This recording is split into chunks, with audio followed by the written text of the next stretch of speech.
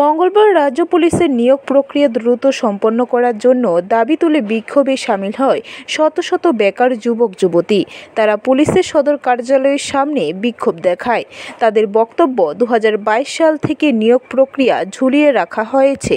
বিজ্ঞাপন বের হয়েছিল 1000 শূন্য পদে পুরুষ ও মহিলা কনস্টেবল নিয়োগ করা হবে।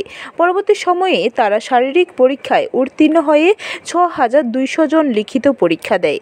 এখন তাদের লিখিত পরীক্ষার ফলাফল ঘোষণা করে মৌখিক পরীক্ষা এবং মেডিকেলের জন্য তাদের ডাকা হচ্ছে না।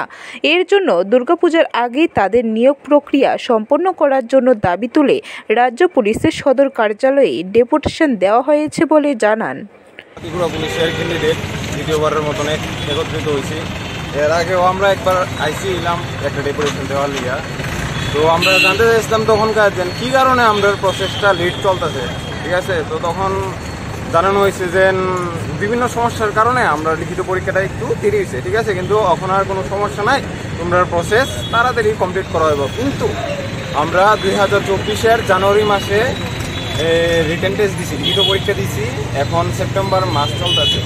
আমরা শুধু পাইছি কি আনসার কি, যেটা নাকি বিভিন্ন কম্পিটিটিভ এক্সামে পরীক্ষা হওয়ার ঠিক 15 দিনের মধ্যেই দিয়ে দেওয়া হয়। ব্যুরো রিপোর্ট, খবর ত্রিপুরা।